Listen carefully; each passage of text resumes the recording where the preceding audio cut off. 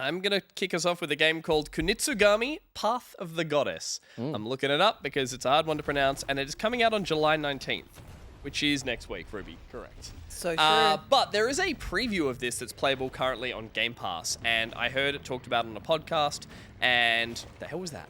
And I was really keen to check it out. This is a strategy action game that is a couple of genres all blended into one, but I had a really good time with it because essentially what this boils down to is a take on a tower defense game. What happens is you are in the role of a warrior. It's a third-person slasher game, but what you're actually doing is you're escorting a goddess from the top of a mountain in this kind of like Japanese fantasy genre, from the top of a mountain all the way to the bottom through a series of torii gates. So it's like reverse holes. What? Go on. You're going from the top to the bottom, and each one of these is a stage that is a little linear stage. At the beginning of the stage, there's a day-night cycle or a night-day cycle, and what you're tasked with doing is running out into this little open stage and collecting resources. And the first thing you want to start doing, and Josh, maybe if you scrub just a bit further forward till we get to some of the management stuff, is you run around this small stage. The first thing you want to do is free the villagers who are all trapped in this kind of like goopy, evil-looking sort of, I don't know what you call that. Goop. Slime. Corruption, I'm going to say, is the best way to put it. You want to free all the villagers, and then straight away they'll grant you a currency, which is the crystals, and you can spend that currency to assign them a role. And then once you have their role, which can be a little wood chopper who's like a footman or an archer, you can then assign where on the map you'd like them to stand with a little AoE. And then once you've got all of them set up, you can collect currency from other things around, but you know that's the majority of the play. You can then go to the goddess herself, and you can spend that currency on progressing how far she's going to travel during the day. Which you can see by this one path. So at the beginning, it's a set path through the level, and you will choose how far she travels, but she's probably not going to make it in the first day. So she's going to reach a point, she's going to stop, night will fall, and the monsters will all start coming through the torii gates, and you'll need to defend her. These are kind of like yokai-style Japanese twisted creatures. Then you manage to fight them all off, you'll earn more crystals. You then the next day will maybe be able to get her all the way to the gate, and if that's the case, you pass that stage, move on to the next area. It's a simple mechanic, and I'm not sure if it's been explored in other games before, but this is my first experience with this kind of take on a reverse tower defense that really gets us hooks in because they very quickly in this preview introduce a bunch of little variables that just like open up the game substantially from level 3. That includes split paths that you can send her down that might have different sort of areas of attack. There's little icons around the map that you can put your troops on that'll boost their damage or their defense. There's little areas that you might want to get the goddess to in particular that are shorter than the full distance because she's well guarded there. There's also little gates you can build to stop enemies flooding out and attacking. So yeah, it just really quickly opens up into a cool strategy game, but at the same time, you are running around as this super fun, overpowered, slashy warrior of sorts with your samurai sword. So you are the most powerful thing on the battlefield. You have to then at night run around and kind of manage all the defense areas. So you have to like go, I'm going to take this whole area while I let my troops try and guard an area, but they'll get overwhelmed. A boss might come through the gate. You'll have to run over there and maybe save one of them, heal them. So it's a mixture of strategy that I think adds to this being a little more serious than just a straight action game, like just a slasher, fun sort of level by level kill monsters. It's great. I got through the demo, which is 4 stages. It gets to 3, says the demo's over, and then goes, here's another stage. And it feels like that 4th stage in the demo is much further into it because suddenly it just opened up a lot of the more complex mechanics. Sure. But this has been in my head since I played it on Monday. Like, I'm thinking about... I went back and played one of the stages again in the preview because I enjoyed it so much. Like, I love tower defense. I love wave modes. So this kind of scratches all those itches with some fun strategy and then all painted in this really wonderful, very, very stylish, very beautiful looking Japanese fantasy aesthetic, which, yeah, all comes together. I think at the start it's a little overwhelming in terms of the UI and what you're seeing and all the I symbols. was gonna say the UI is beautiful. Yeah, It's lovely, really but it's a pretty. little Hard to obtuse. understand. Yeah. Yeah, and so like people's health bars are actually little like scrolls above their heads with characters on them, which takes a while to realize that's a health Very bar. cool, yeah. And some of the other management stuff on screen takes a bit to work out what's happening. You're collecting other currencies and things that you're equipping at the end of the run, things like medallions that will boost your main character or give perks to your troops.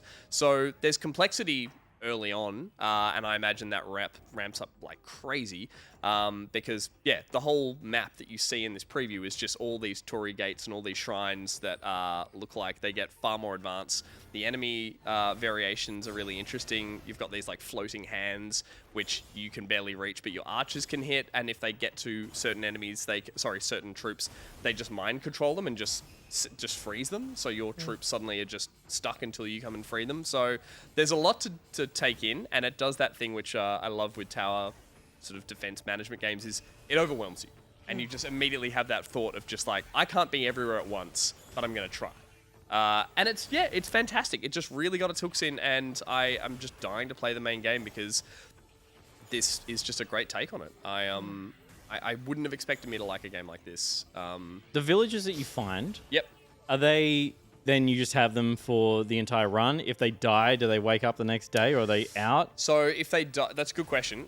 If they die, they get sealed up in the goop in again? the goop again until the daytime, and Yep. then you can spend crystals to unlock them again. Okay. So it's kind of the penalty there for not protecting them is that it'll take some more currency the next day. Yep. As for if you carry them over into other stages, I think based on my It's just stage-based, maybe. it's stage based, but this one had three.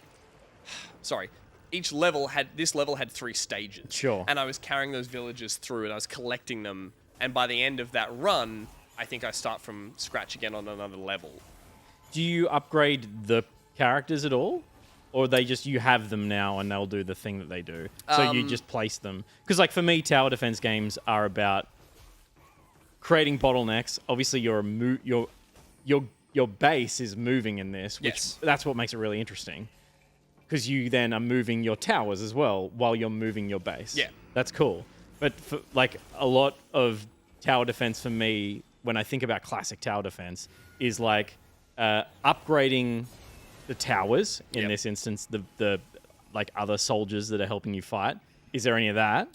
The main thing I saw was just where you put them. So as I said, there are like totems that upgrade them when they're in Yep. those areas. There's like Like the there's archers on top of the towers. Yeah, that kind of they thing. get a boon from being on top Yep. of those. I imagine that opens up a little later on. I think it's more about the other troops and styles of troops you unlock. Well, then 'Cause that's at the this other point- part of it, right? Is like the synergy between the units that you have. It's Yeah. like, okay, I'll put my slowing units at the front, and therefore they're going to be slowed by the time they're getting to my DPS units, which that's going to let them hit them 3 more times, which is enough to here kill it was them, yeah. woodcutters, Yeah, cool. which are just the footmen, archers, and then there was like a mage who just basically slows people down. And so, yeah, that was enough for the synergy, but I think it definitely looked like there was a wheel of a whole other bunch of troops and things that were unlocked for later stages.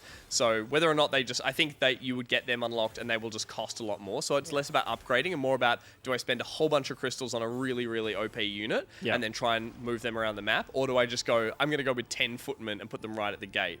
Which they have some interesting little not strategies, but they've implemented some cool ideas to stop you finding ways around it.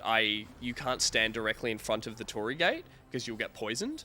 Okay. And some enemies come out and are covered in that poison for the first of 4 seconds. So they've come up with a clever way to make sure you just don't stand there and just hack at the gate and basically stop the monsters coming through. Like, they will eventually disperse enough, and it's really frustrating, but they'll be immune just long enough that they can all take a lane, and you're like, I can't manage all this Is at the other once. enemies repetitive in the way that they fight? Do you reckon? Or they kind of... No, I think like that. What was interesting is in the short stages, they already were getting very, very varied. And yes, you could identify these are the slow, sluggish ones Yeah. that are just going to crawl their way there. But then there's this big. There are little mini bosses. There are some that boost the other ones as they move around. Saw the floating ones that are hard to The hit floating with your guys sword. as well. This is clearing the space with the currency, and you can see it ticking down as you go. I've just made it to the torii gate. It's which- so extra, man. It's fucking It cool. really is. And then you've got, this is you speeding up time because you knew she's going to get there, indicated by the blue goddess there. She hits that mark. And then there's, I think in this case, it's a really cool little bonus. her health is the top, that white bar. Yeah. And now that she's, oh no, you've got to actually once so fucking once you do gross. this, you now have once she does the Torii Gate, you get a little mini game where you've got to like keep a reticle in the middle, and that'll boost her health, so you can gain health between the stages if you took a lot. Dance. So So pretty. It is it's really pretty. It's cool. Yeah. It's, as I said, it's that style and aesthetic that at first glance is a little overwhelming in terms of just like, yeah, there's just a lot of design on the screen, and that clutters the map a little bit. But once you start to see the paths and see the things you need to be attacking to get crystals, it just all does the little like grey box thing. You're like, oh, I can see exactly what I need to be doing. So it's really fun. Yeah, I'm looking forward to this next week. So I will play the demo maybe a bit more between now and then. But I like having something to really look forward to because it's great.